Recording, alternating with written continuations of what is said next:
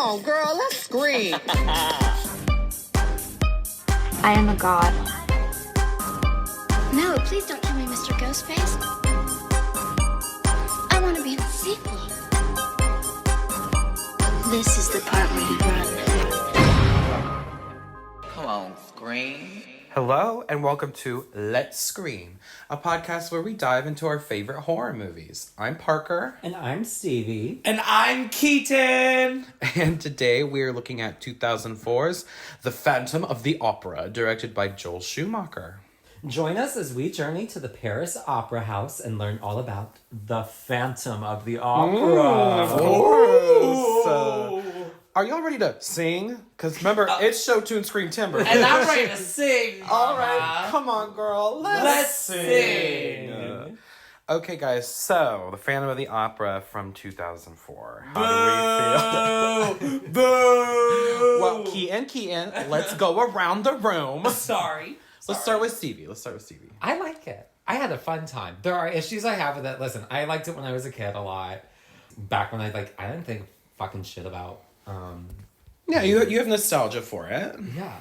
And you know what? I was hyped. There are issues I have with it. But I had a good time. I had a fun time for the most part. But there were parts where I was definitely not paying too much attention. And I know you've seen the stage show. You've Yes. seen it a couple times, right? I've seen it off Broadway with Broadway Across America, and then I've seen it on Broadway. It was my first Broadway. My second Broadway show. Well, Or maybe my first. When it was still running, like this 30 was years or ago. so. This is Okay, years ago. yeah. Because it was the longest running show on Broadway for a long time. Is it still considered? Okay. Oh, it still is Phantom. Is it still Phantom? It Okay. is still Phantom. 1988 to 2023. All right. So, Stevie, you think positively of this movie? I think there should have been more of script for a film, because it's a film adaptation.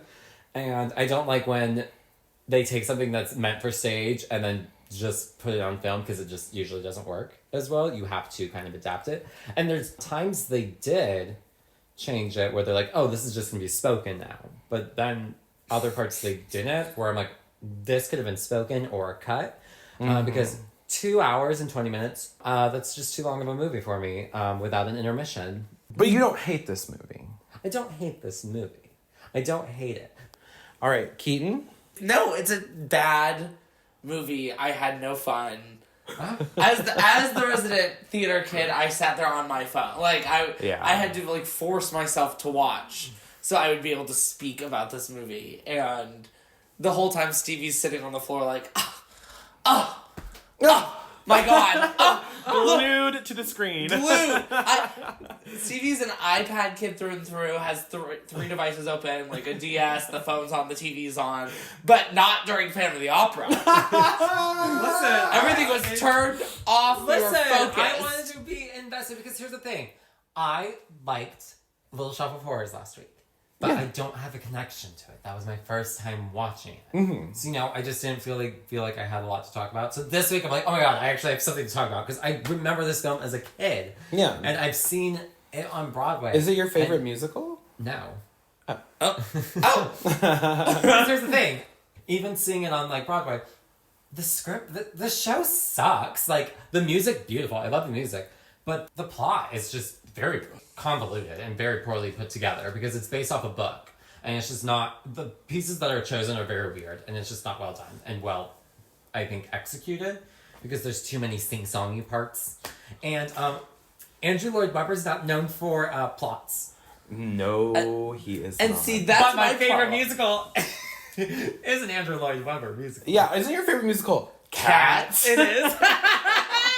Stevie's like, I don't like musicals, but let me pick But I all love of the worst Cats. ones. Let me pick all of the worst ones. No, And I was love editing those. the podcast from last week, and I literally had to laugh. I was like, this bitch literally is cracking me the fuck up, because she has 2 sentences to say about Little Shop of Horrors, but I know if we did a Cats episode, Oh, my I could not get her to shut her trap. Listen. Yeah, I also just don't even like the musical that much. Yeah, you're not a Phantom fan. So that's my thing too, is it's already a movie adaptation of a show I was never gunning to see Phantom of the Opera. I don't like Andrew Lloyd Webber musicals. They bore me. I'm uninspired. I just don't like them. So then it's like, oh no, I get to watch a movie of a show I wouldn't want to go see. Whatever.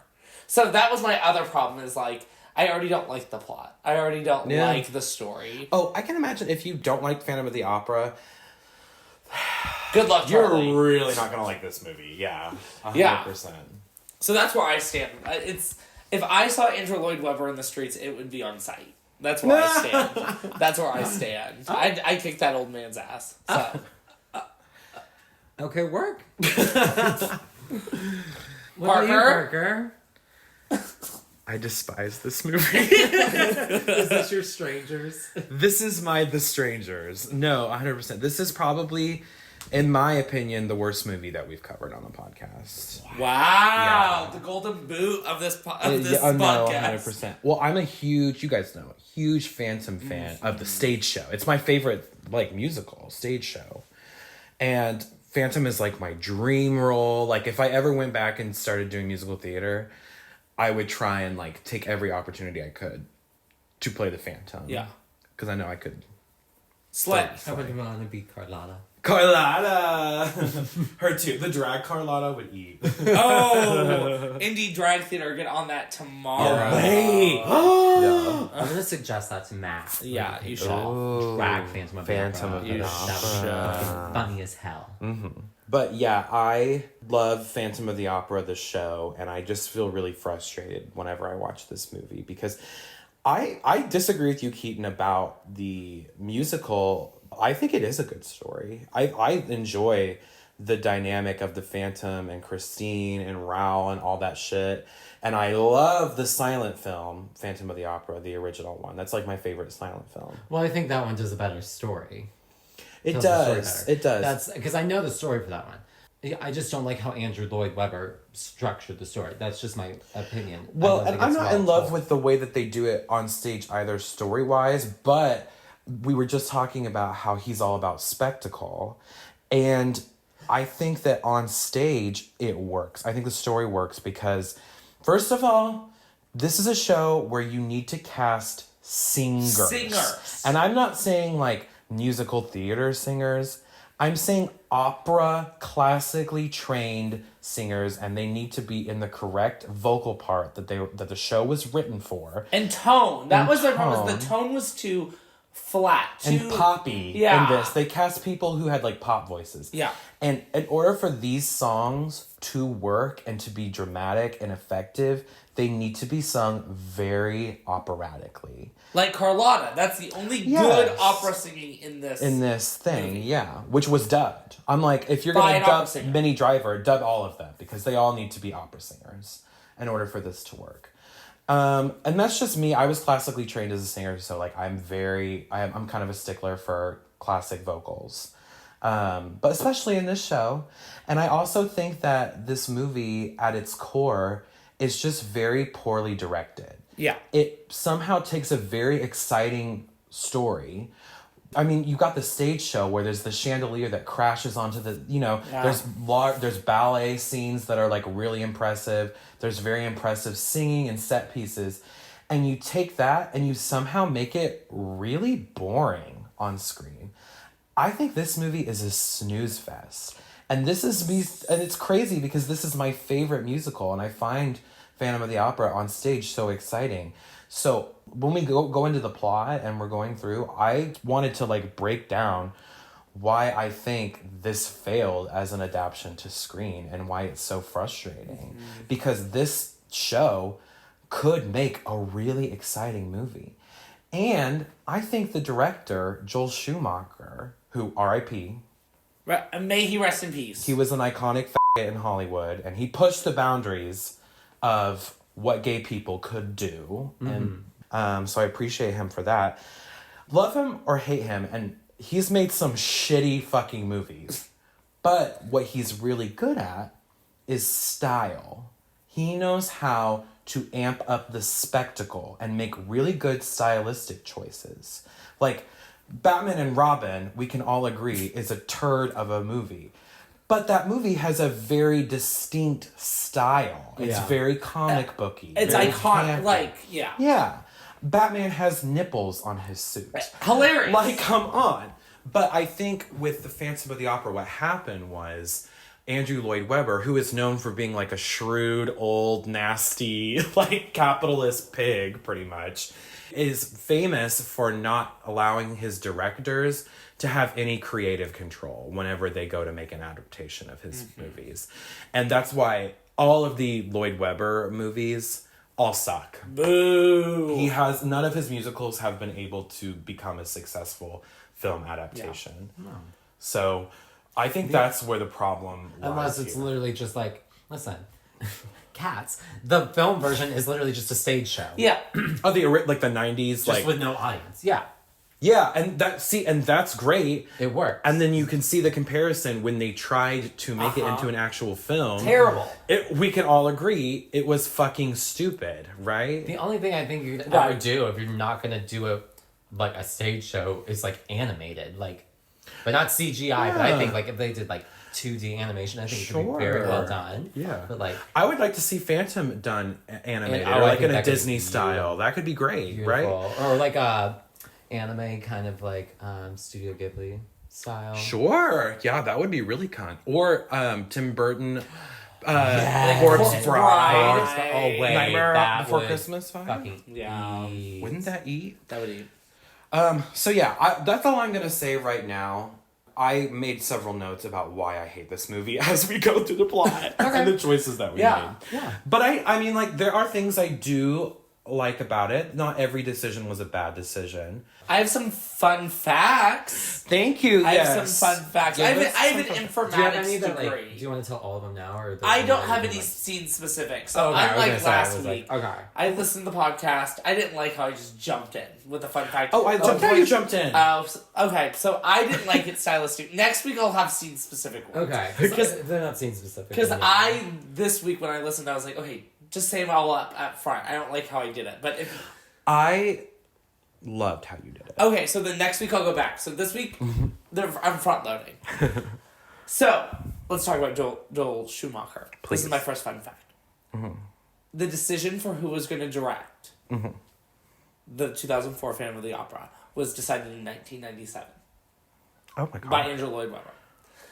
He decided he wanted Joel Schumacher. That was his first choice. And the reason was Andrew thought that Schumacher did a brilliant job with the music for the 1987 movie Lost Boys, The Lost Boys. Which is so true. That's like one of the best parts of the Lost Boys. And so that Andrew Lloyd Webber was like, he will be able to handle the music integration Interesting. well, and that's why I want him.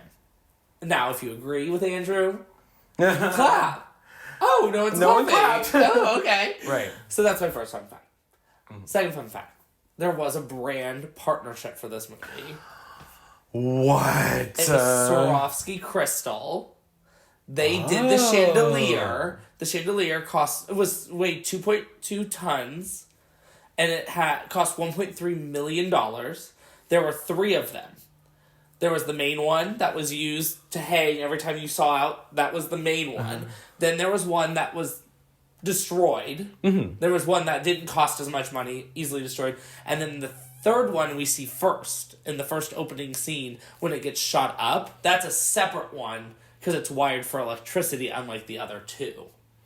Okay. So there's 3 total ones. And out of this partnership, at one point in a flashback, you see a Swarovski crystal shop in Paris. Yeah. Shut. There's like a good 5-second But it's frame. canonically, because And we looked it up. Opens in 1917, 1919. It's like something around Something that. like that, yeah. Swarovski was founded in like the 1890s. Yeah. Wow. So it yeah, would have yeah. been around in that flash Isn't that forward. crazy? And now you just go to Joann's and you put them in your pocket and walk out the door. No, you don't. I'm just kidding. Hypothetically. If I were to hypothetically... No, because they have that guard Right. to pull them up. Right. But I've And heard some there's people say no if you way pull around. hard, down hard. really hard, they might just split. If you hypothetically No. wanted to hypothetically steal Swarovski crystals, that hypothetically isn't hypothetically Well, that no, difficult. they're not. I don't think they're at Joann's anymore because too many people are stealing them. They're not. They don't sell them there anymore. Who would do that? Who? I have two more fun facts, really. Yes. I have a few more, but these two are the only significant ones I want to continue with. The next one is the man who plays Christine Daae's father in that one scene we get. He is the only man to have played all three important people to Christine, the three important men. He played in London, the Phantom, on Broadway, Raoul, and in the movie, Christine's dad. Oh, shit. So he's the only person to have played all three, because I believe in the stage show, there is no father, right? No. That he was invented for this.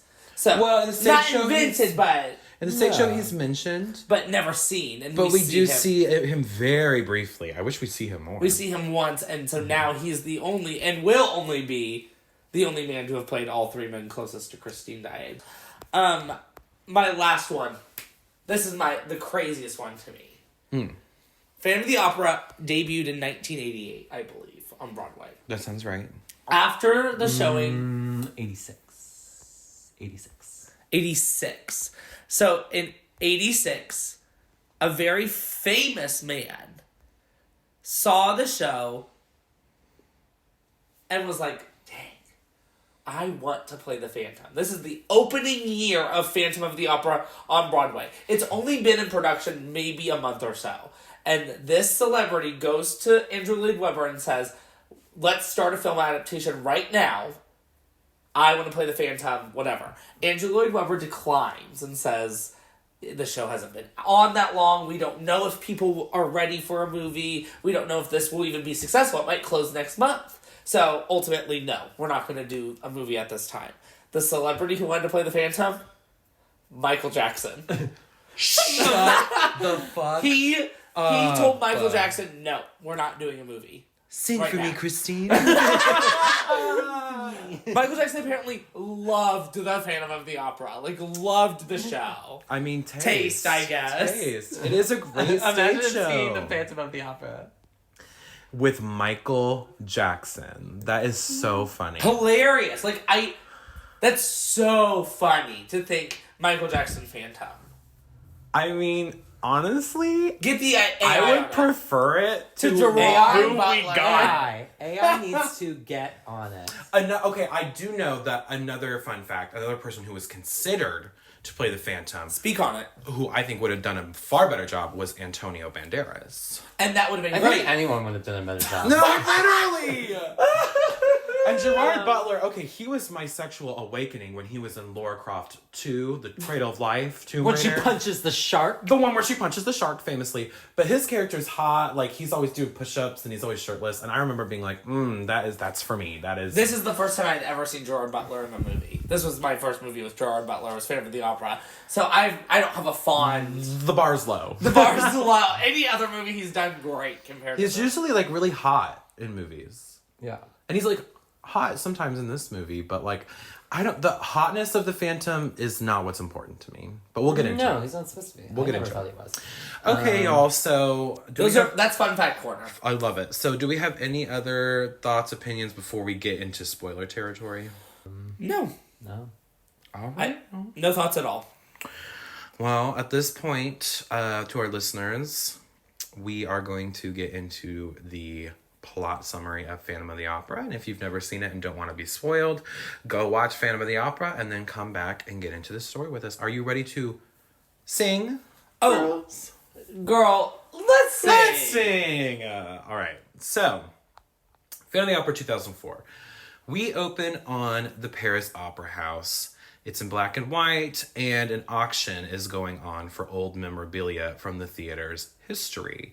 We see an old woman and an old man in a wheelchair as they kind of bid and they're fighting on different items, including an animatronic monkey.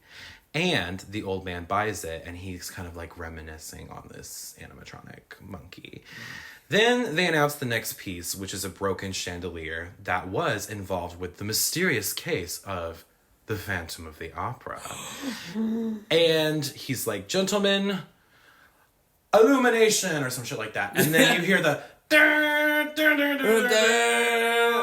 and the chandelier rises up, get the and overture. The theater gets restored, and it's kind of like a flashback transition as this old dilapidated theater suddenly becomes vibrant again, and we're traveling back in time to the early 1900s. Chandelier count number 1. That was the first chandelier. And, That's 3. Okay, so like during this transition, we're seeing like them all like walking throughout the like they're putting on a production, so you're seeing all the backstage havoc, and like I think that's really cool. We then go to outside, and they use the same outside scene for the flashbacks. Well, the flash forwards, which were in black and white, but then the movies in color. Anyway. Anyways, the set looks so bad. It looks the outdoor it's set, like cardboard, the right? outdoor set is so bad. No, In it's black like- and white, passable. It was fine. I didn't think one thing of it. Yeah, And then all of a sudden it's in color like, and TV, and I just go, that looks terrible. No, I agree with you guys. Oh my god. But that gets me to my next point. I love this set design inside the opera house. I think the opera Yes! house is stunning. It's I can beautiful. like imagine this space. They I did can do a imagine the great whole job. layout of the Yeah. theater. I think it's very well done. It's like the outside was an I afterthought. love. I think the back. Oh, it was. It's a backlot in fucking Hollywood. But the backstage, I think, is also very well done and very like it seems like how it really would have been, like more compact and very like tight and.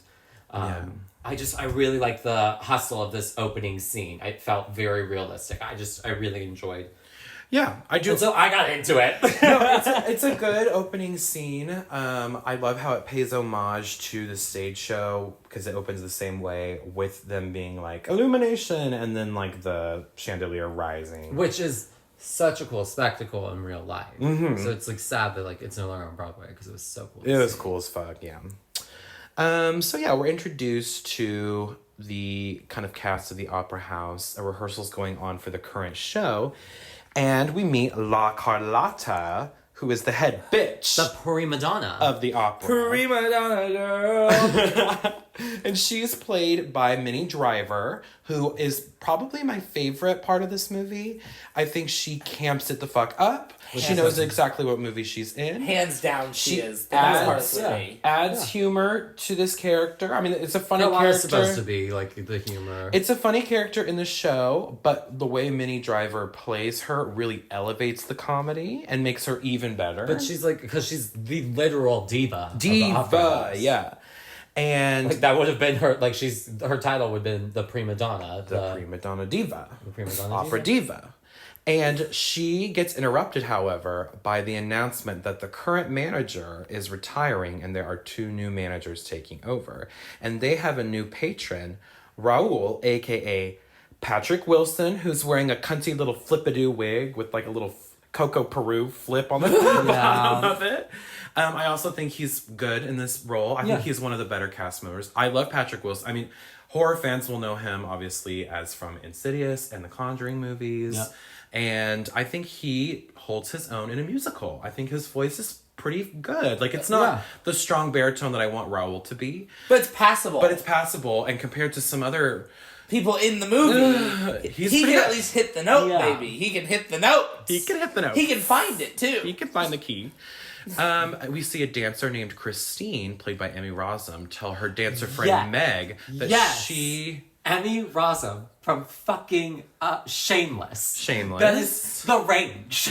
Yes. She has the range. She's a good and actress. she is just I like think. a fun fact because we looked this up because we were like, wait, why is she so familiar? And we were Bitch, like, is she that's- dubbed? That's and no, she was a literal opera singer. She is a trained opera singer, and they took her from the opera house because they originally wanted. It was not Anne Hathaway. They did consider Anne Hathaway, but the first one I saw, for casting, they originally wanted Katie Holmes. Oh, God. She was working with a vocal coach. That would have been I horrible. I don't know why I said coach. Just like Coach? I just said it. You went a little Canadian Yeah, for a there's a second. girl. Canadian there. A little. Did you watch Degrassi? No, but I want to. Keaton, do you want to watch Degrassi? No. We're gonna do. You know what? That'll be my When Keaton's Away show now. How is Katie Holmes supposed to sing out of the side of her mouth?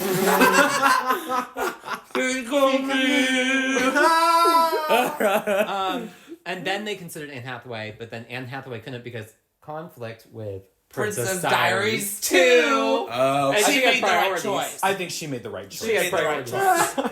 She had priorities. But yeah, so Christine is a dancer, and she is telling her dancer friend Meg that she recognizes Raoul and that they were childhood friends.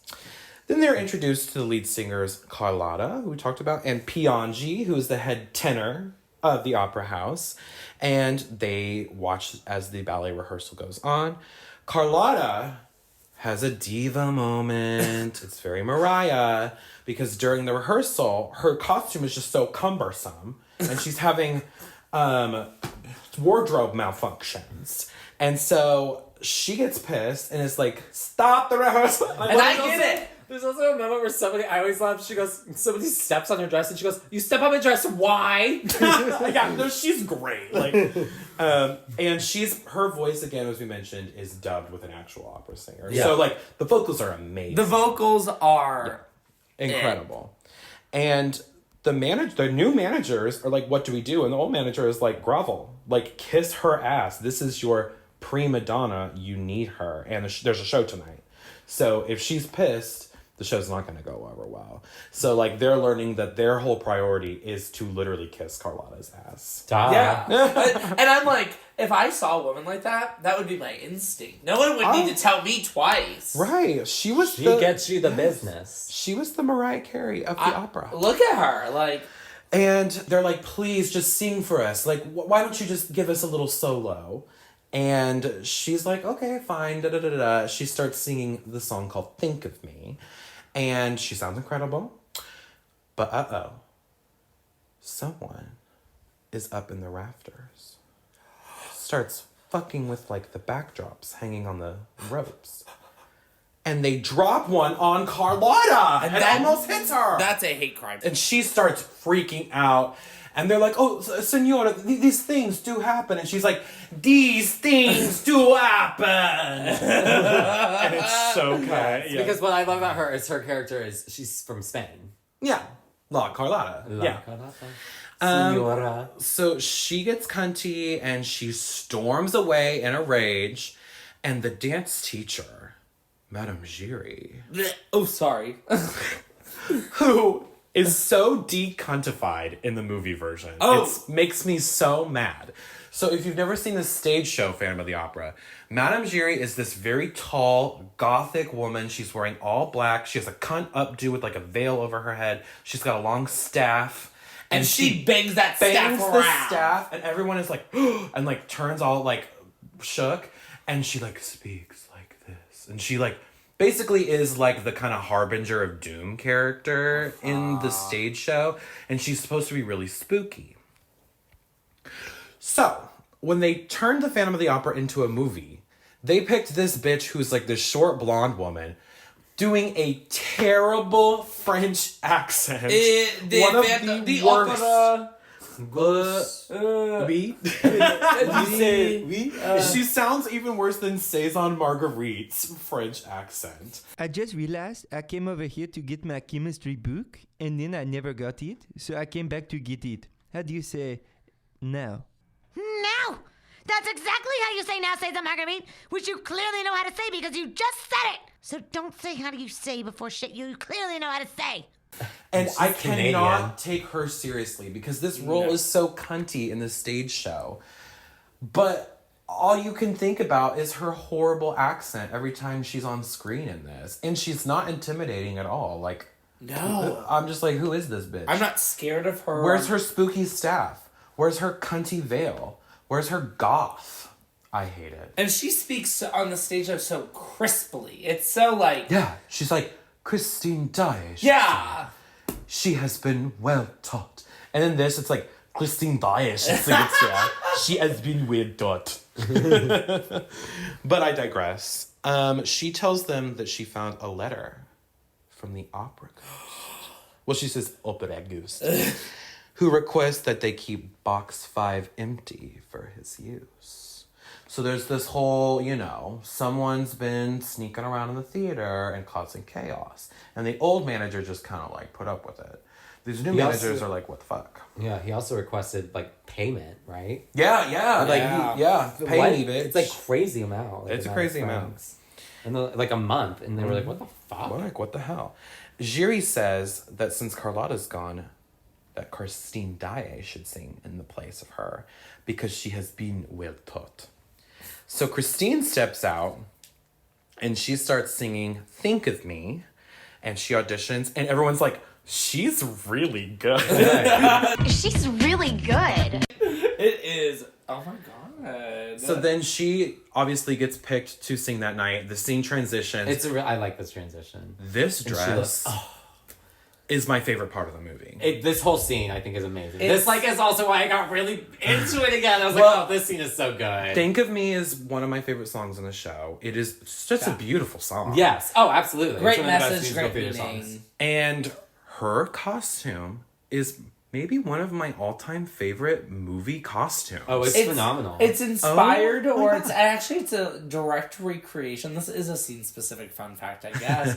It's a direct replica. I don't know who. It's like some painting, right? the princess of Someone. of Prague, or Yeah. like some really uppity empress wore this dress, and they did a direct That's recreation amazing. for It's her stunning. for this. So let's scene. break it down. I'm gonna look it up. Huge just ball to- gown, white ball gown, covered in Swarovski crystals.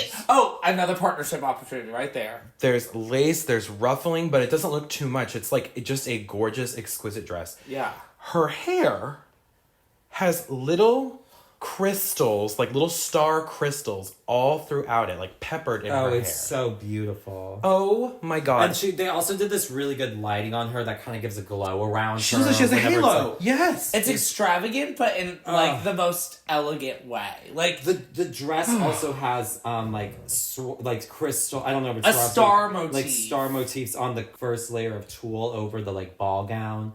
Oh my god. It's just, and the earrings are like a earrings! her like beautiful a drip curls, star. her curls, her hair's so It's like, gorgeous. and then Yeah. it just has this beautiful background painting, and then it's just there's an absolutely, this is I think the best shot in the whole movie. It's going over the audience, but there's like a curtain, like as if like I think probably if you walk in like down the aisle, there's like a curtain. That like they probably like closed during but like it was open, and so there's a shot of like the curtain surrounding the stage, but then there's also the audience, and she's just center. It's such sweeping. it's such a beautiful fucking shot. Like it, Yeah. And it's just, I this song don't is love this movie admittedly, but I want to give props to the costume department. Yeah, She looks incredible. I will say, this is where I'm going to get into my criticism of Emmy Rossum in this movie. Don't come for me, because I know a lot of people ride for her, but let me speak my piece. I think she's a great actress. I've seen her be really good in other things. I just think her performance, and this could be a director thing, but there is nothing behind her eyes. She looks like a deer in the headlights this I whole agree. movie. I think this character, but I don't think Christine's. No. Well, Christine written. is not a good character. There's nothing to her. I can't name one personality trait about her. Demure. She's very demure and very mindful, but I don't know if there's anything else to her. So I think that the key to Christine is you have to get somebody who's a very dynamic actress who can do a lot with very little. She was also very young. I think she was 18. She was 17. That makes sense. She looks young as hell. And yeah, there's just not much acting going on. Yeah, you need to have a very strong actress playing Christine to give her something added there that we root for. Very confident in yourself, because if you're not confident in yourself and your ability, you're gonna see the cracks form with a character like Christine, where if there's nothing there to hide behind. You can't be screened behind your humor or your looks. Like, yes, she has this great costume, but it's not enough to hide. You have to that. be very emotionally vulnerable. And you mentioned Anne Hathaway was a potential. I don't know if Anne Hathaway is a soprano and could sing these songs, but I do think acting-wise, I would have loved to have seen Anne Hathaway's take on Christine. I think she could have offered a little bit more to that character. I because agree with that. Anne Hathaway, I mean, even Fontaine and Les Mis, other than her like tragedy, there's not a lot of character there, but she added a lot of character in her performance regardless. So yeah, Emmy's acting is fine. Another complaint I have is that I don't think she's a true soprano. And I know she's classically trained. I know she's from the world of opera, but to me, she sounds more like a mezzo or like an alto. And I need this character to be a soprano for these songs to work and have the gravitas that they need to like sell the songs. I can respect that. For example, right now I'm going to edit in Emmy Rossum's like little cadenza high notes that she does at the end. So we'll put that here.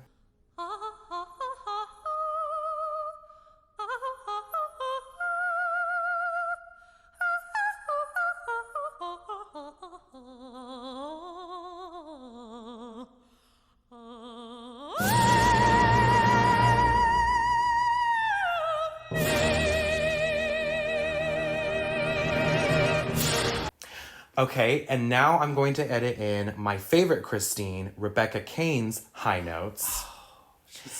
And we'll just let the audience decide who is the more impressive singer and who sells this music more.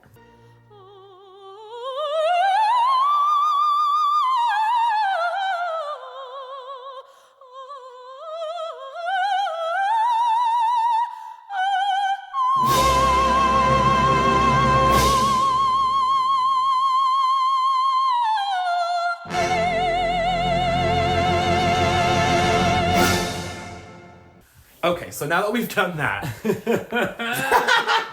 but I need to hear that now because I haven't heard the other one. I'll play them for you guys afterwards. Okay. No, I've heard. Rebecca Kane is the best. Well, I need a comparison. She is like, I mean, I think Andrew Lloyd Webber even said himself, like, Christine Daae, like, she is the perfect Christine Daae, and there will be no one to beat her in that role.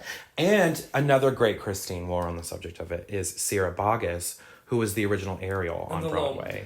She's played Christine in the 25th anniversary in the Royal Albert Hall taping of it, and I think she does a great job, and she really sells the emotion, and it makes Christine more of a character. She has the range of a dynamic actress. So then we see Patrick Wilson, Raoul, is up watching the show, and he immediately recognizes her and is like, can it be Christine? Oh my gosh, Christine. And he goes down because he wants to meet her after she's done. And this is the first instance of something that this movie does that I hate. I don't like when any movie musicals do this because I find it lazy. We talked about in our Little Shop of Horrors episode last week that when you are adapting a musical sequence, you need to play around with your camera angles and the choreography and the staging of your actors and make it more dynamic. Otherwise, it feels flat. So Raoul is singing this part in Think of Me. And instead of maybe showing like a flashback during this of like him and Christine when they were young, or having him like reminisce on like a photo of her, I don't know, anything visual that can be a little bit more dynamic, he's just walking towards the camera. And there's so many times in this movie where it's just characters having no staging other than I'm walking towards the camera that's sitting on a tripod, and then it cuts again, and I'm walking again towards the camera singing on a tripod. Or I'm standing in one spot singing to nowhere. Well, yeah, because they couldn't really do... The problem with this movie is the stage show, the spectacle is for theater, and it works so differently. No, but I'm saying is that they should have been more creative, because they could have done more. Like, I don't know, maybe he's sitting there watching her sing and we're hearing his like monologue and we're seeing more drama in his eyes as he's realizing, you know, Christine, and he's reminiscing on their memories. It's anything. This dude is literally standing there blank face, singing, walking towards the camera. And that's the kind of shit that I feel like makes this a very boring watch. When you've got potential there, you can add to these characters. Yeah. But anyway, there's also a moment where in the middle of the song she's singing, it zooms through the floor, and like we get like a zoom through where it goes down to like the basement, and you see the Phantom, like the top of his head. It's like a bird's eye view of his head as he's like listening to her. And this shit is goofy to me. Like, why is this our first shot of the Phantom? I don't even remember that. I do. It's bad. It's like, there's like a crack in the floor and it's like... So he's like listening to her.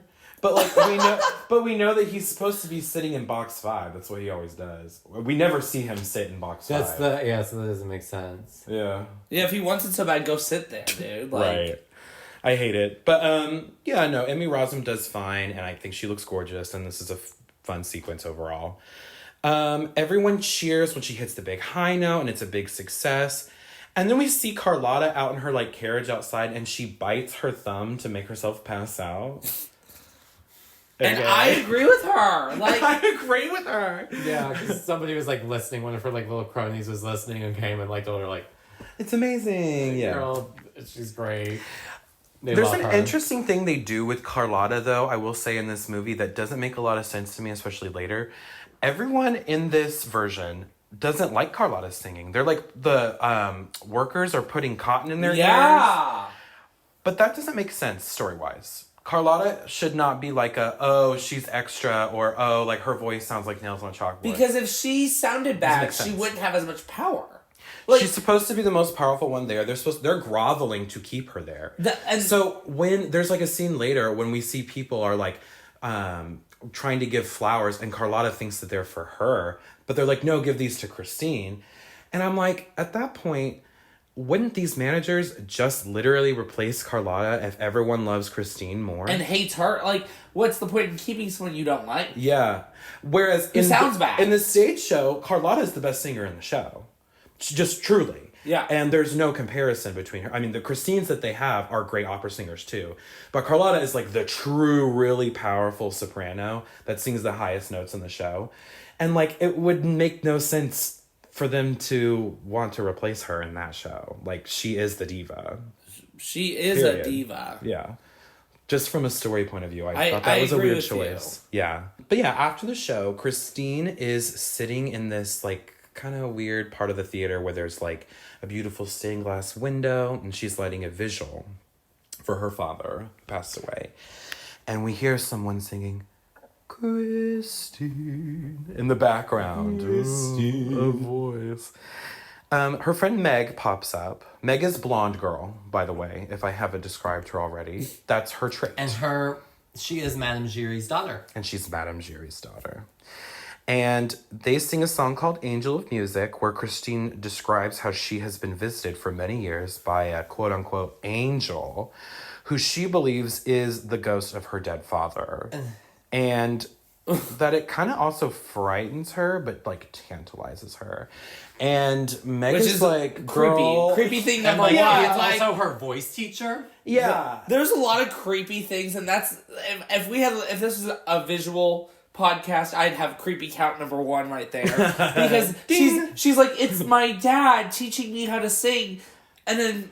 kind of sexy way. It's kind of sexy. And Meg and is it's like, literally that's disgusting. No, and Meg is literally like, girl, you sound crazy. Crazy. So Yeah. crazy count tally 1.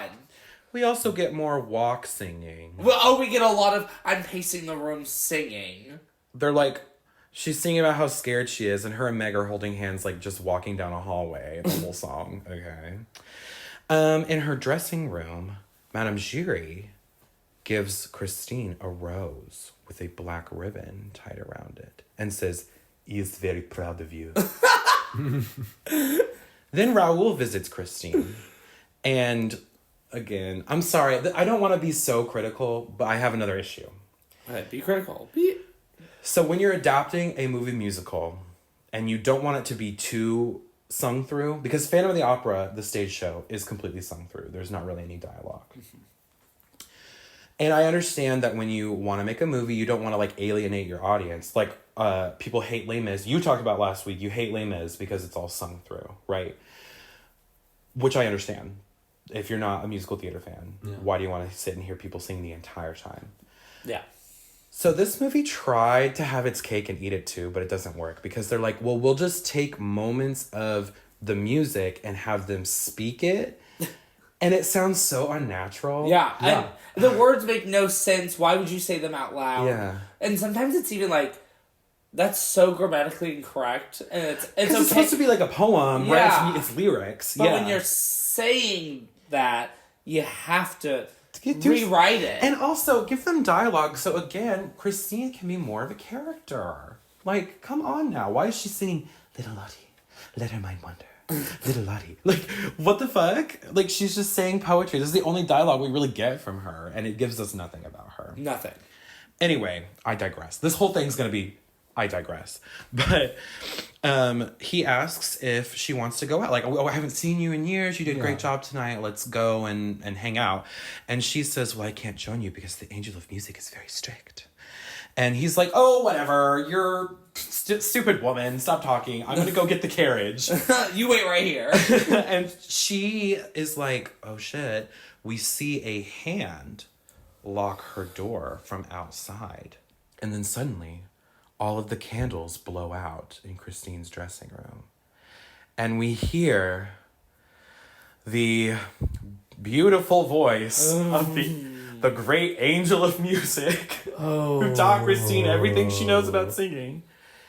Can you believe before this movie, that actor had never sung before? That's a fun fact. He sounds, shocking. let's say it, tone deaf. Terrible. He cannot sing. No, he's horrible.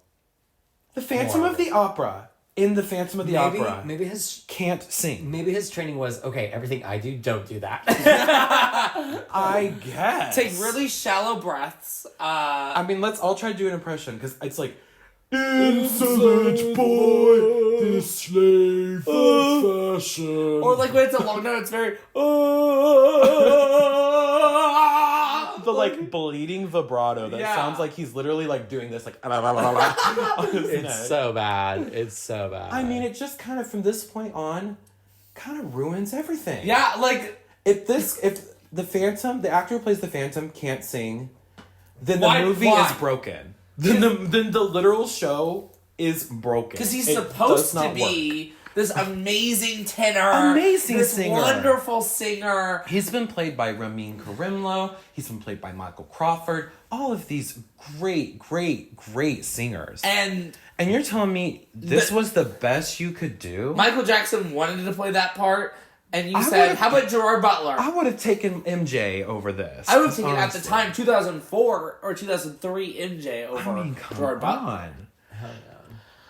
But yeah, he appears to her in the mirror. This is an homage to the original silent film, and we see that it's actually a secret door that slides over. He had that two-way glass all the way in 18 whatever. She takes his hand, and the music goes the fuck off. Honestly, I'm sorry, I love this part. Yeah. As soon as it pops off. It's cunt. It's cunt. You can't deny that it's cunt. It is. No, it gives me chills every time. This is a great song. This is the best song in the show, The Phantom of the Opera. Yeah. It's this great mix of opera, And musical rock. theater, and rock and roll, and pop, and I mean, come on. How can you not like this song? Andrew Lloyd Webber literally put his booty hole on the on the pen and wrote this song. Like he went into his shivers. He went into the studio, texted Stephen Sondheim, LOL, put his clit on the mic, and then recorded this. Not texting Stephen Sondheim. LOL.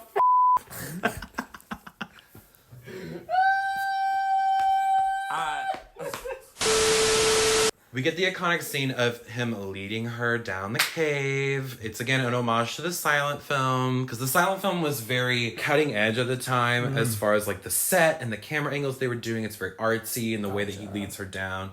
We can watch it after this if you want. We should. I love it. You have to kind of watch silent movies on like about like 2 times the speed or like 1.5 times with speed. YouTube. Yeah, you can do it with YouTube. That's how I do it, because back in the day, you know, those title cards that have the dialogue on them, they go on for so long because they want to make sure everyone could read it.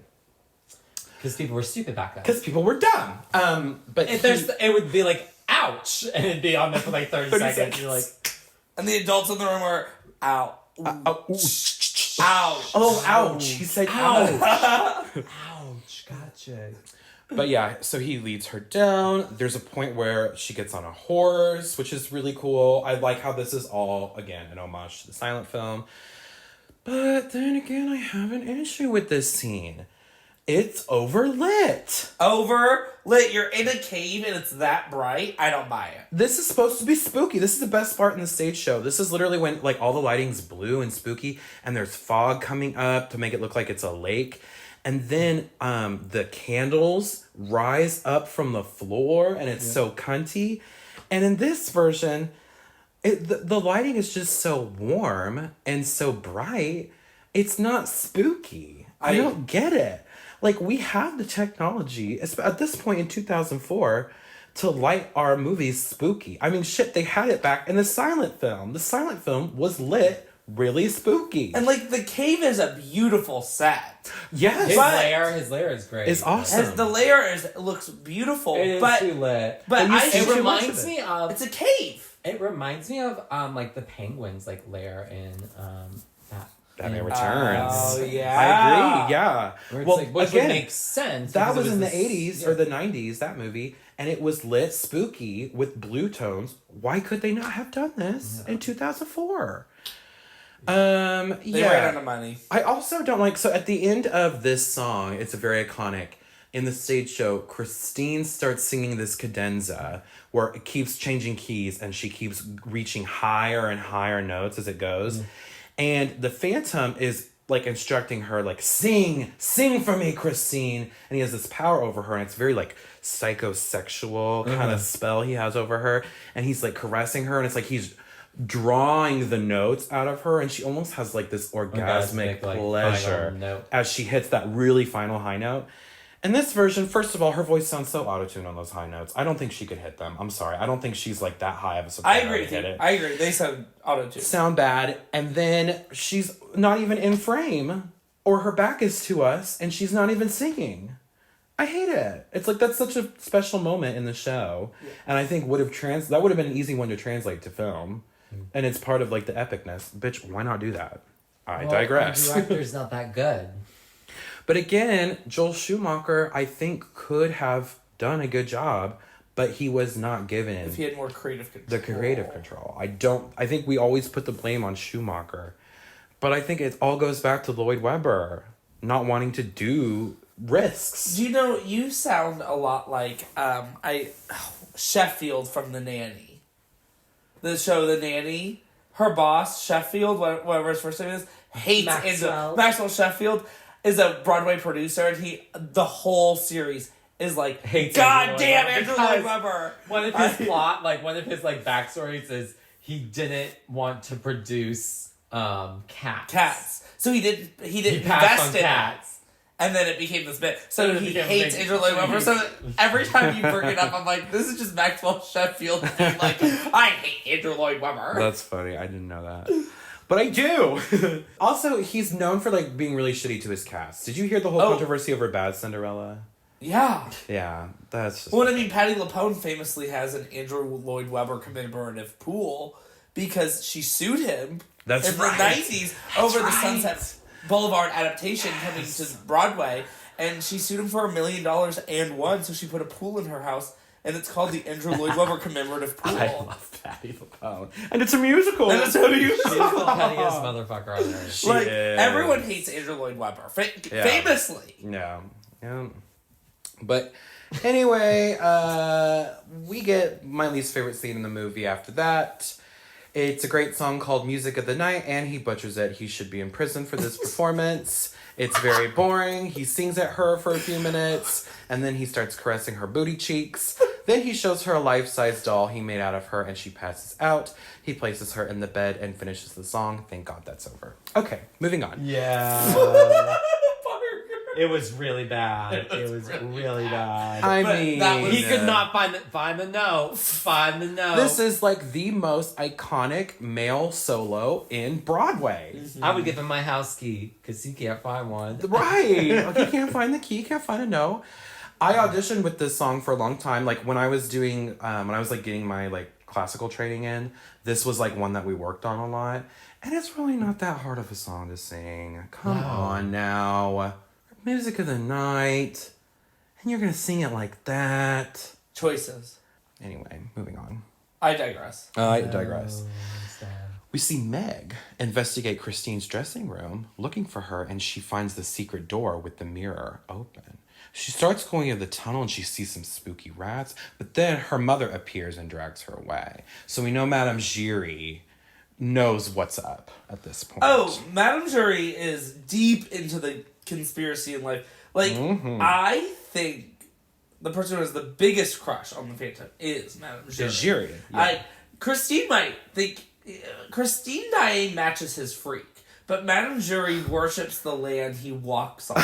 Yeah. And, like, Christine will get down and nasty, but Madame Giry will make sure he's always taken care of. Explore that. Love Never Dies. And they do, if you've never seen the sequel, Love Never Dies, they explore the idea that Meg and Madame Giry are obsessed with the Phantom. Hate. If you think Parker and I hate this movie, we have even more hate for the recorded stage adaptation. Don't even ask me about Love Never Dies. No, actually, don't even ask me about Love Never I Dies. want to die because I haven't mentioned it.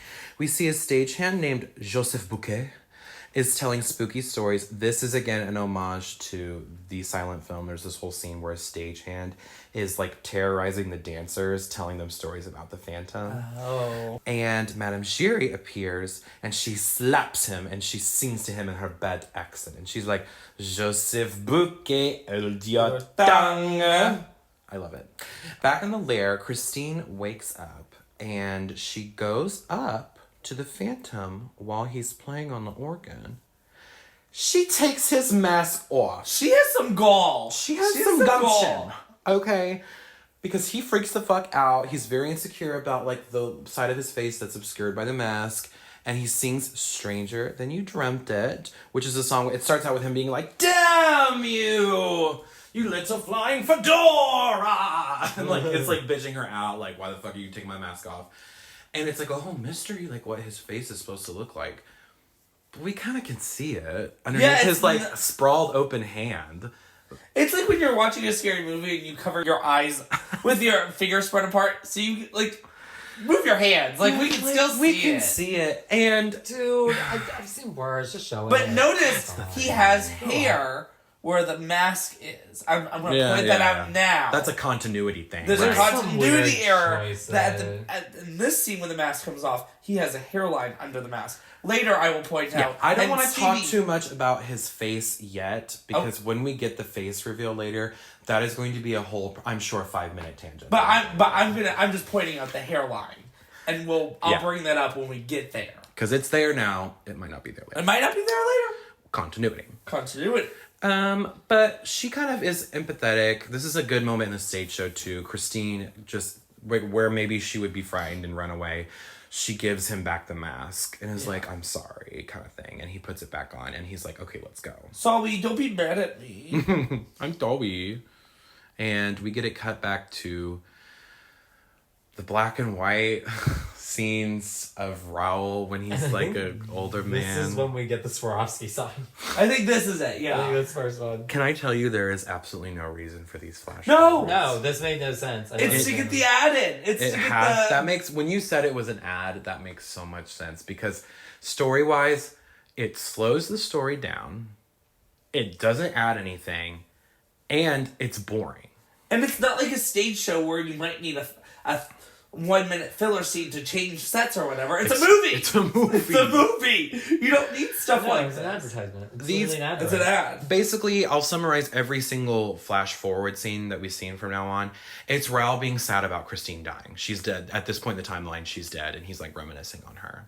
Boom, that's it. He doesn't really do anything but just kind of like stare at old like memories of her. He doesn't even talk. Doesn't even talk. Yep. Then we get the managers wandering around in the lobby. They're singing the Note song, which in the stage show is a really funny song. And it's not in this, and I hate it in this version. Well, there's no staging. They're not... Sorry, I didn't mean to cut you off. It's okay. This is one where I'm like, no, if you're not going to do it the right way, just cut this. Make it a script of... Because it's basically, everyone's just getting a bunch of notes. And they're all from the Phantom, spoiler. Mm-hmm. The managers get one basically being like, bitch, you gotta fucking pay me. And then Raoul got one basically saying, stay away from Christine. He thinks it's from the managers. I'm like, bitch, we didn't write it. And then Carlotta shows up, and she's like, "Who, bitch, Raul, why are you threatening me, saying that Christine's going to replace me?" And he's like, "Bitch, I didn't write you a letter saying that." So these 4 all got letters from the Phantom threatening them. And then doesn't Madame Giry then show up?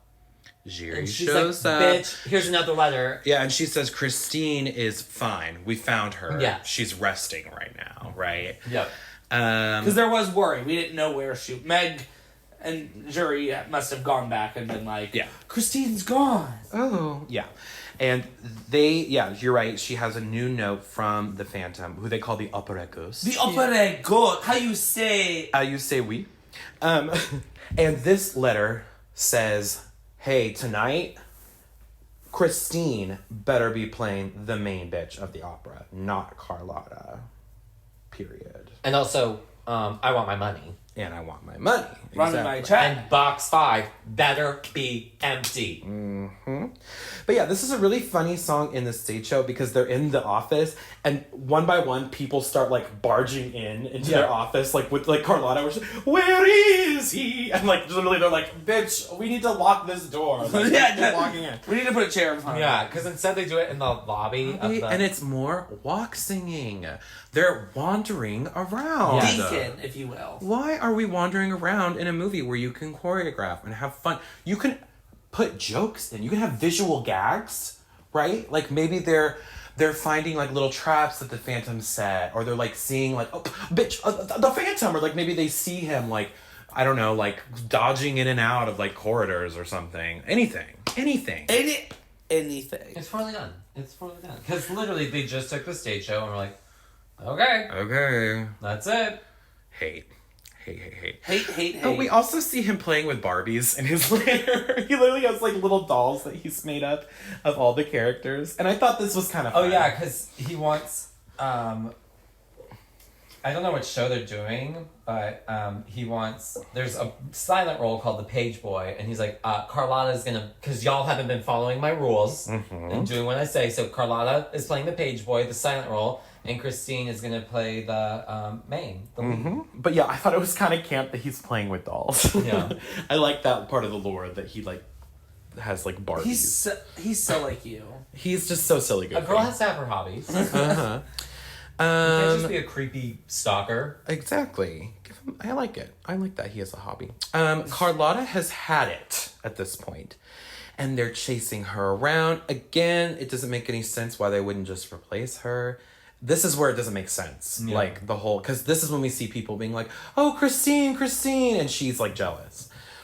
But they convince her to sing because they need her, and they're kissing her ass, and they sing a song called Prima Donna, which is one of my favorite songs in the show. Yeah. But wouldn't it be funny if it was Prima Donna Girl by... Prima Donna Girl by Marina. I ever wanted It was the word. That'd be a funny cut-in. I know it wasn't written at the time, but they could have just waited. Right. it all. But this is the best sequence in the movie.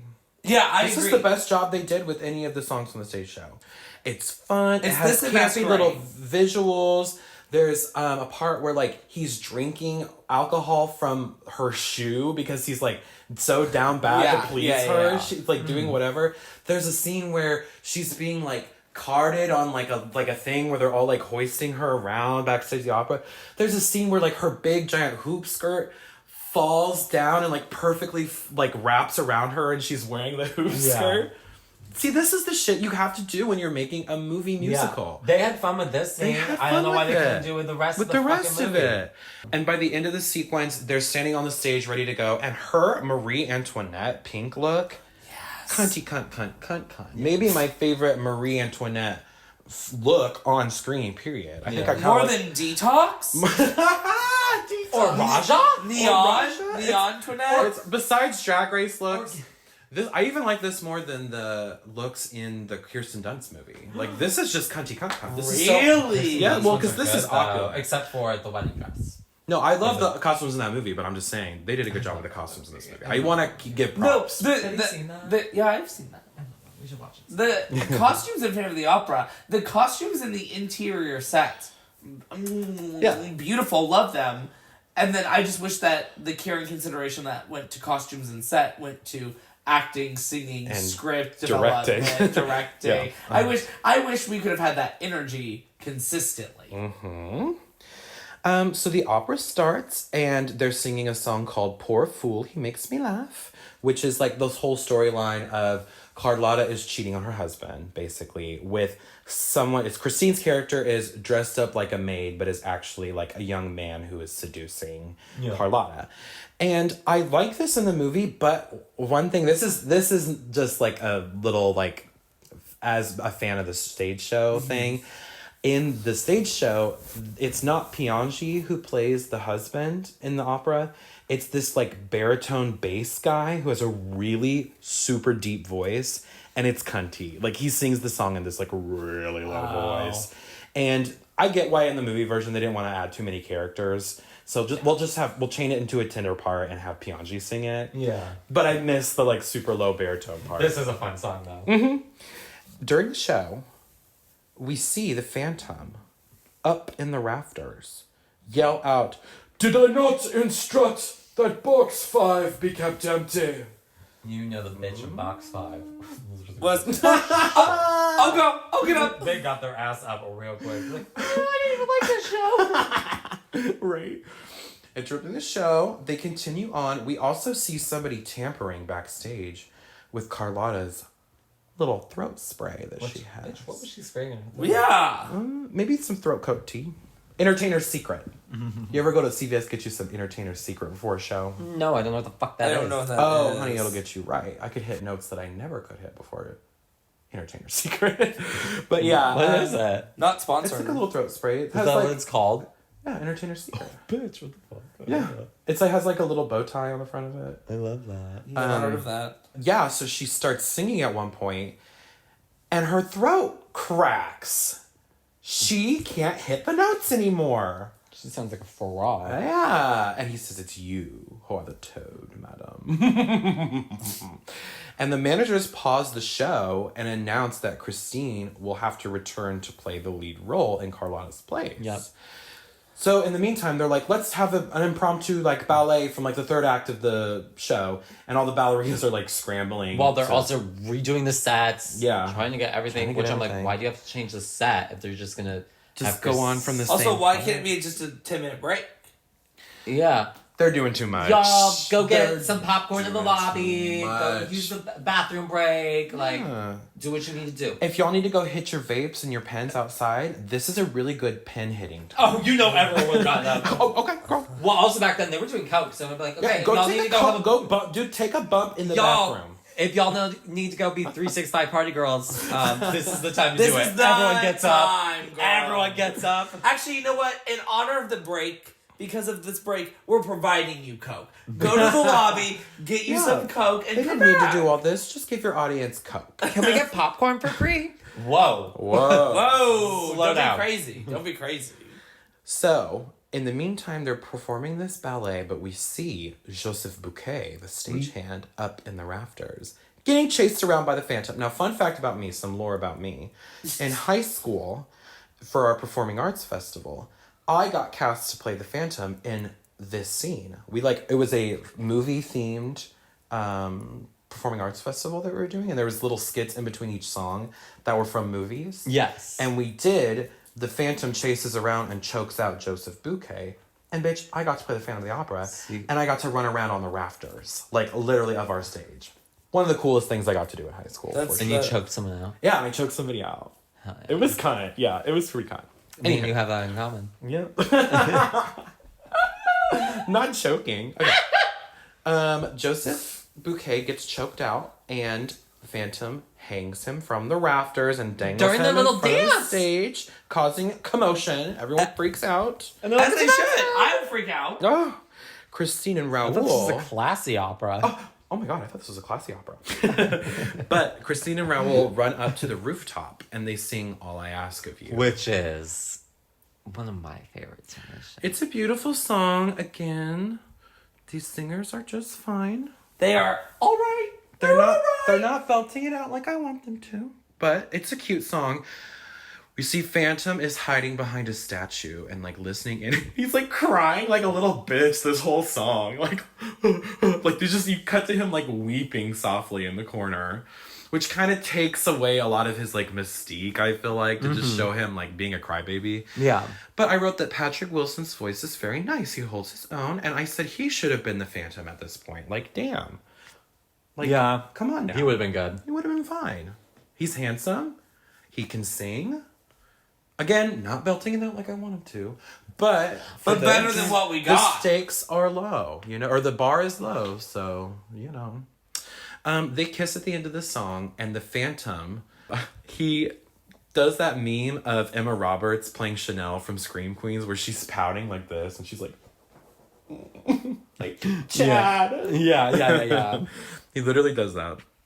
And they leave, and unfortunately we get more Gerard Butler singing. He starts singing the ending of this song, and he belts, if you call it belting and not screaming, out the, like, big climax of the song. And he goes up to, like, the statue, and he does, like, a Part of Your World aerial pose. Where he's like, bam! And this is where the intermission is in the stage show. But not in the movie. No, we get another... If your movie's over 2 hours, they need to have intermissions. Bring back intermissions for movies. Right? Gone with the Wind, nope. They're like, not anyone's gonna sit through this fucking long-ass movie. No, we don't get an intermission. We get another fucking unnecessary flashback of Raoul reminiscing on Christine. Old-ass Raoul. But then a few months later, we cut back, and they are celebrating the new year at the Opera House. They apparently haven't seen the Phantom in a while. He hasn't showed up for a while. So they're like, okay, maybe that's over. And they're having, like, a big masked ball. And this is where we get the masquerade number. Which I think is a really cute number in the movie. It's fine. It's a little flat at times. Like, I wish they had colorful outfits. Because they have they're muted. Really colorful outfits in the stage show that I think add to the grandeur of this song. Yeah. But in here, it's just they're all wearing black and white. There's a guy who's like, come on, Vogue. Yeah. Let your body move to... Like, why are we voguing on Masquerade? I love a Vogue. I want to go see Cats the Jellicle Ball for the voguing. I did too. But I thought this was maybe a weird song to have people voguing. Like, this isn't Paris is Burning. This is Phantom of the Opera. This isn't the ballroom. It's a ballroom. Exactly, yeah. But, it's okay. It's fun. Masquerade is a fun number. Yeah. I mean, how can you butcher Masquerade? Yeah. It's just really fun. We also see that Christine... Oh, I think I auto-corrected her to Heisting in my notes. We see Heisting and Raoul discuss that they are secretly engaged. But she doesn't want anyone to know. And he's like, well, why not? And she's like, just trust me, I don't want anybody to know. It's clearly because she's scared of the Phantom. But then, the Phantom appears. And, again, I have a gripe. When don't you? Girl, I thought you just had a gripe with this whole fucking movie. So in the original silent film, in the book, and in the stage show, the Phantom is wearing his Red Death costume. It is very important to this story beat because he's dressed like a really spooky skeleton and there's puppetry involved in his mask to make the mouth move while he's talking, like while he's singing. And it looks like a live skeleton. Like, I feel like back in the day, if I saw this skeleton costume and, we didn't have the internet or like knew about how this could work, it'd be a very convincing illusion. I'd probably think this was a fucking ghost, right? So that's the whole point as to why everyone's just standing there all scared while he's like threatening them. Why wouldn't they just like beat his ass? You know what I mean? Yeah, when I see him just come, they're all stuck. They're frozen. And I'm like, someone get a gun? Because he's not like He's at the top of the stairs, somebody could have been like, he's wearing like a costume mask that only covers like part of his face, but it's clearly just a costume. It's not like he's not giving the illusion of like I'm a walking skeleton. Yeah. Right? So it's like, okay, like take him out. Knock his ass out. This what are is you just doing? some dude. It's a guy. But he tells them, I wrote an opera.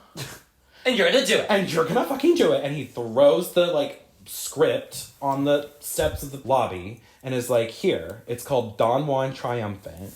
and y'all are gonna put it on. I want you, Chrissy, like points her out and is like, you're gonna play the lead, and also you still belong to me. And Carlotta, bitch, you're gonna learn how to do some real acting. Exactly. It's like, why? And she's like, why did I get brought into this? But she's also like, oh, I get a role still. No, Okay, why am cool. I into this? He's kind of reading. The library's kind of open on this one because he's like, you must lose weight. The fatty, fat. Pianji, you're fat. No, we did say, we were like, okay. Hey, listen, I get what you're doing here, but like, that was a little body shaming. We ain't got that. Like, that's not. That's not. No, in the sense that no. In the sense that, no. That was us with the Phantom. We're like, he tried to pull in the sense that, and we were like, no. He does this trick where he does like a fireball, and then he goes down a trap door, and Raul chases him, like follows him down the trap door. The only one with sense. Right. And we get a really cool homage to the silent film, because the silent film has all the cool like horror set pieces. It's kind of like, he's kind of like Jigsaw a little bit. He has all these like traps and cool shit. And there's a house of mirrors that's like spinning, and Raul is all like confused, and it's like the walls are closing in on him and all this shit. But Madame Giry shows up to really provide me with a true jump scare with her bad accent. I'm terrified. She's like, how do you say it? Phantom? How do you say oui? She saves him and takes him back to her office where she explains what she knows. And we get a flashback. When she was a young ballerina, she went to a freak show circus, and a child was in the act with a bag on his face and will get whipped in public for having a deformity. She watched the young Phantom choke out his slave master and helped him escape the circus and hid him in the basement of the opera because she admires his genius brain. Okay. All right. Another I have no comment. All logical. It all makes sense. Anyway, we get another flash forward to old ass Raul again for no reason. And then Christine gets a horse and buggy Uber to her father's cemetery. And this whole scene is so boring. Well, first we have to say the Phantom attacks the driver, and he like takes over while she's not looking. So he's like the one dying. And not realizing the Phantom has followed her, she goes to the cemetery and sings "Wishing You Were Somehow Here Again." Cut it! This is an entire number. walk singing number. I'm pacing the graveyard and I'm singing and my face is blank and God, life is... It's boring. It's a boring ass. Have her crying during this song, maybe. Have her do something. Have her sit down for a minute. What? These actors were getting 30,000 steps a day. If she's singing about her dead dad who we've never met before, show flashbacks of her dead dad and her when she was younger and how he was a good dad and how he would, I don't know, like... Make me care. Do like a Bruce Wayne and Batman situation where it's like, why do we fall, Bruce? So we can learn to pick ourselves back up. I don't know, like something like that. Them at the piano singing. Like the whole thing is, she thinks her dad is the Phantom for a good part of her life. So show us a moment of him singing, of him being musical, because at this point, I don't know him to be musical beyond what you've said. And we still don't know hardly anything about our lead character, Christine. Give her character. This is supposed to be a character development moment. The reason why it works on stage is the song is supposed to be sung by a really high soprano who has a really impressive, powerful range on display. And she's supposed to be crying and having like an emotional breakthrough during this song. And it's conveyed well on the stage. But she just kind of is singing softly to herself. She doesn't have a lot of expression on her face until like the very last note of the song, where she does kind of start to tear up a little bit. But it's almost as if she thought it was a rehearsal, and she's kind of just like, it's like she's marking it almost. Yeah. And I don't blame Emmy Rossum, because I know she's a great actress. She's been a great actress in other things. But it's a directing thing. It's a Lloyd Webber thing. I think they just wanted... I think that with everything. I think also because when you're on stage, it's a different type of singing, whereas with filming, it's like you can't, because of the recording and the way they do it, you can't go so high. I mean, I don't know if that's it, but I'm really trying to give a benefit of the doubt to like her and some of the other people, because I'm like, there's reasons they're more poppy. And I also think it's to get more of a general A wider audience. Yeah. a wider audience. I think True. it was But then at that point, rewrite the songs or lower the key or something. Make them sound more poppy, because these are opera songs being sung really flatly, and that just isn't impressive at the end of the day. At the end of that song, the Phantom we see is hiding in her dad's tomb, and his voice when he starts singing is Creepy cat honestly number the 2. biggest jump scare of the movie. It's Creepy like, cat ooh, number 2. not that voice. Oh, not the nails on the fucking chalkboard voice. Why is he in there? That's creepy. Patrick Wilson and the Phantom have an epic sword fight, but literally all of the action is off screen or framed like there's a tree covering them at one point, because they couldn't properly choreograph a good kind of Pirates of the Caribbean sword fight scene. So you can tell they're doing you can tell they're standing 10 feet apart from each other, pretending to fight. Yeah. And it just looks fake and bad. Kind of like they just gave them the sword and said, do whatever. Yeah, and we'll put a tree in front of you so we can't see Yeah, what's going on. it doesn't really matter because we'll never really see what you're doing. That's if you're gonna do a sword fight, there are really exciting sword fights in movies, but it's because stage fighting is very easy to learn, and it's always the same. If you watch, because I've I've learned stage fighting with swords, and if you watch anything Star Wars, anything like that, it's always the same movements. It's just knowing how to choreograph, because it's just about knowing how to hit because it's all about you're supposed to be hitting the other person's sword. and we don't stage see fighting. any swords clanging together in this scene. No. We see a tree in the way. Raoul overpowers Phantom and is going to kill him, but opts not to because Christine pleads for him to spare the Phantom. And I'm just no. Girl, what do you have for him at this point? Even if I'm Raoul and she says, you don't kill him, shut up. I'm murdering him. I'd be like, no. Yeah, slice his in neck. the He's killed movie. people, Christine. Yeah. So they leave, and the Phantom says, now let it be war upon you both. Because exactly, you had him. It's just like every corny superhero movie. You had him, you let him go, and now he's causing more problems. Yeah. Why are you surprised? Kill him while you have the chance. Raoul gets with the managers, and they devise a plan to capture the Phantom, and they station police all around the theater, and they're thinking he's going to be in box 5 like he normally is. So they're going to assault him during the show. They're using Christine as the bait. They're going to do an opera. They're going to do the opera that he wrote and have her sing the main part like he wanted. And we get the scene where she's crying beforehand because she feels the pressure. She sings the song Twisted Every Way, which is a good Christine moment. It's probably the most insight we get to Christine's character in the stage show. But again, they have her speak the lyrics for half the song, which feels awkward. But the gist of the song is that she's scared and she feels there's a lot of pressure, and what if he just takes me? And he's like, well, you need to face your inner saboteur. The pressure is on. It's very RuPaul. Hey, I hear that, but we're making a show right now, and you gotta face your inner saboteur in this moment. Yeah, he's really you can't. I do that too. I do that too. And you're getting in your head, and girl, if they're not paying your bills. Well, and then she's like, I'm just pay your bills. Pay him no mind. She's just like, Raoul, I'm really scared. And he's basically like, buck up, Buttercup. I don't care. Oh.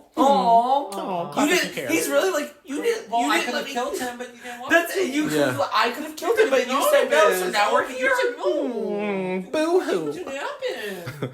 So they put on the opera, Don Juan Triumphant, that the Phantom wrote. It's super spooky and dissonant sounding. And some of the audience does not like it. Well, in the stage show, again, I hate to be in the stage show, but there's a whole scene that they cut for this movie that I think could have really worked in the movie, because they're rehearsing Don Juan Triumphant, and Carlotta is bitching because she's like, this sounds terrible. Why is it so dissonant? Why is it so spooky sounding? And in the middle of her bitching, the organ, the piano, starts playing by itself. And they all get freaked out, and then they all just continue singing. Yeah. They just, basically quit your bitching kind of thing. Yeah. We see Don Juan Triumphant backstage. The Phantom attacks Piangi and takes his costume. And he goes out on stage as Piangi's character. and sings Past the Point of No Return Which is with such a Christine. great song. Great song. One of my favorites in the show. But he sings it, so. Yeah, again, him ruining the songs. It's a very seductive song. Oh, it is. It's horny. It's horny.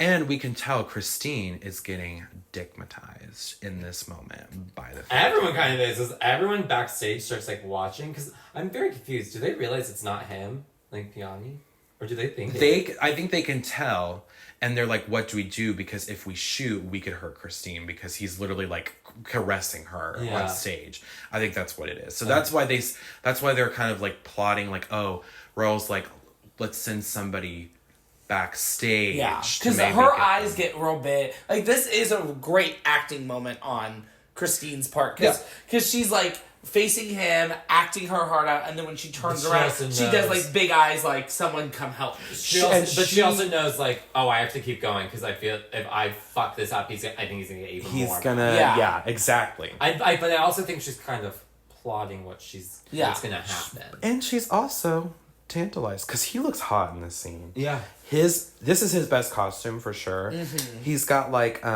he's wearing a full mask. He's wearing a full mask, and his chest is like kind of open a little bit, so you can see some suggestive yummy pecs underneath there. So she's into it for sure.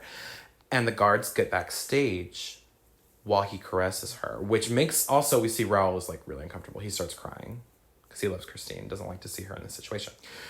Christine, though, snatches off the Phantom's mask again in front of everybody. Well, she knew. She was like, oh, I'm going to do this. She planned it. All right, guys. Are you ready for my rant about his face? Yeah, no, I'm ready to get here because I have something to say too, continuity-wise. There's... me and you both knew this. The entire point of this character, the reason why he is who he is because he is supposed to be, like, monstrously deformed. He's not supposed to look like he has, like, a burn. He's not supposed to look like he has, like, a scar. He's supposed to look like a goblin, gremlin, freak of nature guy. The original Lon Chaney Phantom of the Opera was revolutionary for its makeup effects in making him look like a scary, spooky, like, gremlin. You know what I mean? Yeah. It's the whole reason why this character is so insecure, why he does the things that he does, because he is so brilliant, but the whole world does not understand him because he looks like a circus freak, right? That's the whole precipice of the fucking character. So to have him look like he's got kind of like a bad burn on like just part of his like face completely undermines the character. And in the stage show, yes, that was iconic for giving him the half mask where you can see that he's hot on one half of his face.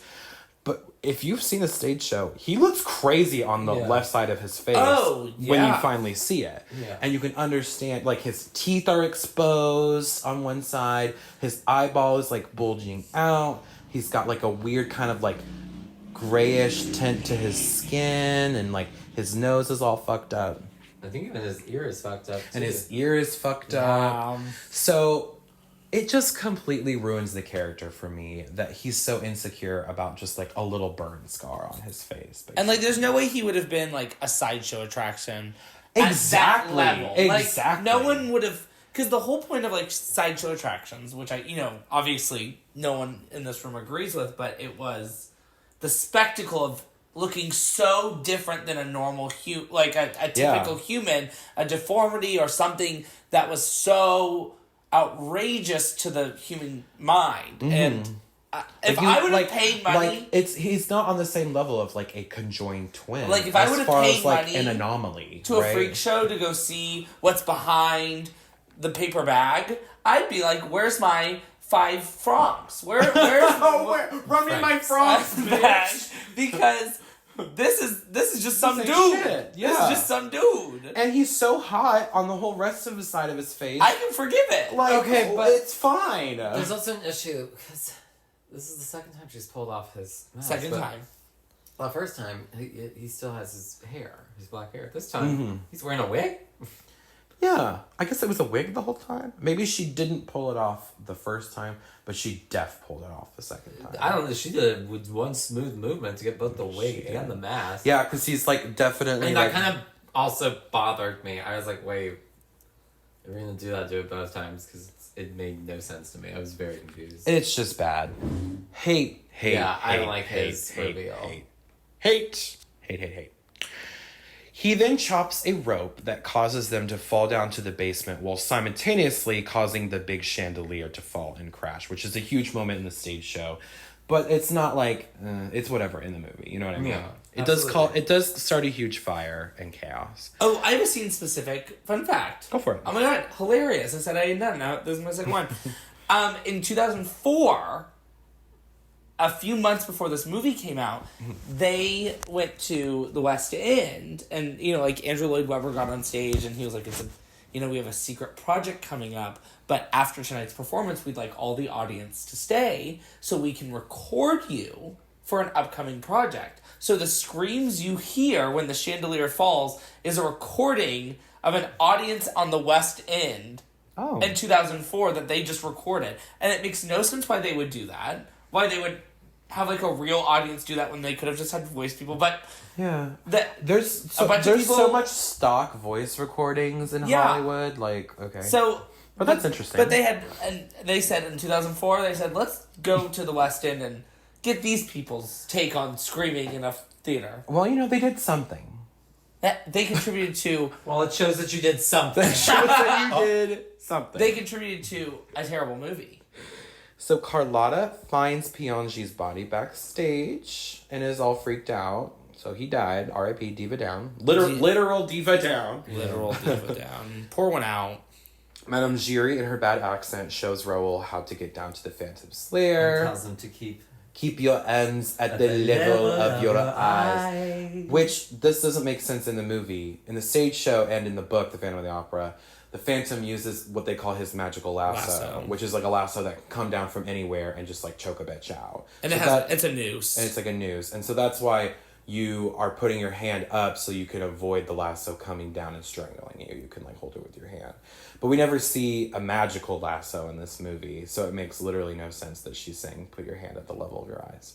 Anyway, the Phantom sings down once more. I'm not going to lie, because I forgot about that, and I thought it was like, oh, so you don't see his face, because he doesn't like you to see his face. Like, girl, we all saw his face. You know, they'd be like, hey, Phantom, I'm here. Bird Box. It's the Bird Box. I'm not looking. I promise I'm not looking. No. So Phantom is snatching Christine down to the lair. He's singing down once more. This is definitely the worst his voice sounds in the whole movie. Yes. This is probably the highest belt that the Phantom does in the stage show. It's a tricky number. It's like a vocally complicated number. And he like just screams it and it sounds horrible. It's just bad. Raoul gets stuck in an underwater saw trap and almost drowns. I liked this sequence. Me too. I want more of this in the movie. I felt like there was stakes. There was drama. But luckily, he's able to escape the trap. Christine, who is now being forced to wear a wedding gown, is fed the fuck up. She, in song, calls out the Phantom and is like, what's your fucking problem? She's like, it's not your face, it's your soul that's ugly. And this hits.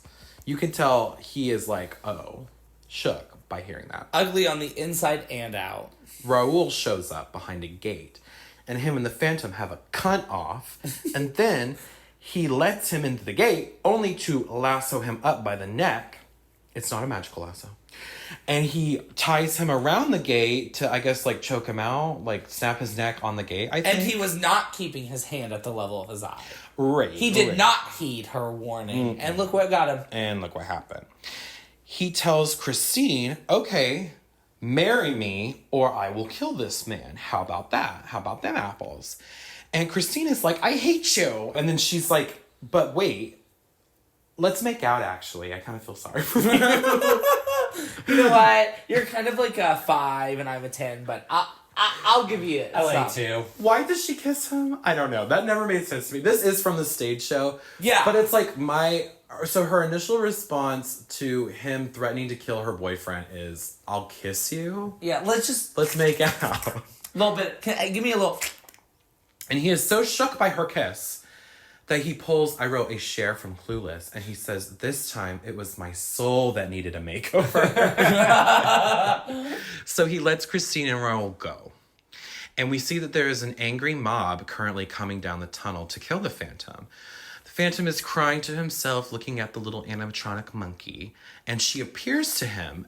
She fakes it out. I thought this was a dick move, Christine, because it's like, oh, she's gonna choose him. Like, oh, she changed her mind. But no, she just like gives him his ring back. She's like, oh, by the way, this is ugly. See ya. Like, damn. Like, that's an extra sting, Christine. So they leave, and the Phantom sings the Music of the Night reprise. It sounds terrible. As he smashes all of the mirrors and leaves through a secret tunnel.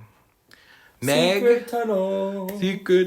Meg comes in, leading the angry mob, and she picks up the mask, and we get a zoom in on the monkey. We flash forward again. Oh my god. To old Raoul in black and white. He is visiting Christine's grave. He places the animatronic monkey on her grave, and he notices a red rose with a black string tied around it and the wedding ring tied around it, lying at her grave. And this is when we learn Christine's. I know we said very early on that she was dead. It's like basically. This is supposed to be a gag. You're not supposed to know she's dead, but. And so the Phantom is probably alive and well. So. But seemingly he's like way older than the rest of them because Madame Jury, who's old, had saved him when he was a kid. So. Yeah. Stupid. Right. The way that this stage show ends is the Phantom takes a blanket and he like drapes it over himself. He's sitting on a chair. And Meg comes in with the angry mob like she does in this. She removes the blanket and all that's sitting there is the mask. So she like holds the mask and up. It's like, ooh, spooky. Yeah. Like, where did he go? And they easily could have done that in this movie. Yeah. Oh, a lot easier than they can do it on stage. Yeah. So, anywho. That's the end. Thank God it's over. Thank God. And I never have to watch Family Opera again. Ever again. Yeah. I would recommend the silent film or the 25th anniversary recording of this story. And if you're thinking, should I watch Love Never Dies? No, you shouldn't. Absolutely not. Okay. Final thoughts? Stevie, you love this movie. Final thoughts? Yeah, Stevie. So what did you like about it, by the way? You said you liked it. Yeah, I think it's the greatest film of all time.